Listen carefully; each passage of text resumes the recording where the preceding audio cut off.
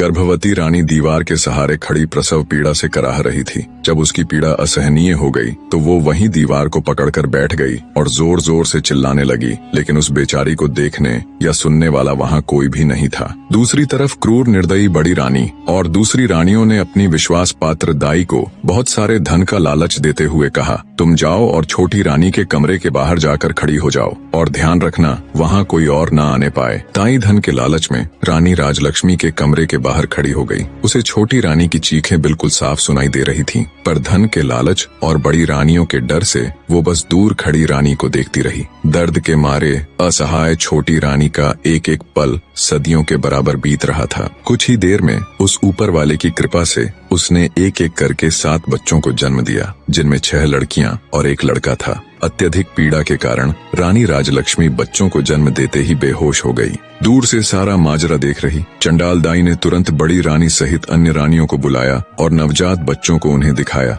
वे सब ये देखकर हैरान थीं कि छोटी रानी ने एक साथ 7 बच्चों को जन्म दिया है और सभी बच्चे बिल्कुल स्वस्थ और तंदुरुस्त हैं। मारे जलन और ईर्ष्या के उन सबकी आंखें विस्मय से फैल गईं। वे सब अपनी किस्मत को धिक्कार रही थीं कि कहां हम में से किसी को भी एक बच्चा तक नहीं है, और इस गांव की गंवार को एक साथ 7 बच्चे हो गए, और वो भी बिल्कुल स्वस्थ। पर कोई बात नहीं, जो हमें नहीं मिल सका वो हम इस गवार को भी हासिल नहीं होने देंगी। क्रोध और ईर्ष्या में अंधी हो चुकी बड़ी रानी ने दाई को आदेश दिया, तुम तुरंत जाओ और कुछ ईंट पत्थर के टुकड़ों को लाकर बेसुध छोटी रानी के पास रख दो। रानी का आदेश मिलते ही दाई तुरंत कुछ ईंट और पत्थर के टुकड़े ले आई और उन्हें छोटी रानी के पास रख दिया। फिर बड़ी रानी ने बेरहमी से दाई को आदेश दिया कि अब इन नवजात बच्चों को जंगल में ले जाओ और इन्हें मारकर जमीन में दफन कर देना। इसके बदले हम तुम्हें इतना धन देंगे कि तुम्हारी 7 पुश्तें बैठकर खाएंगी। धन के लालच में अंधी दुराचारी दाई खुश होते हुए उन बच्चों को लेकर वहाँ से चली गई। उसके जाने के बाद रानियों ने वहाँ से सभी निशान साफ करके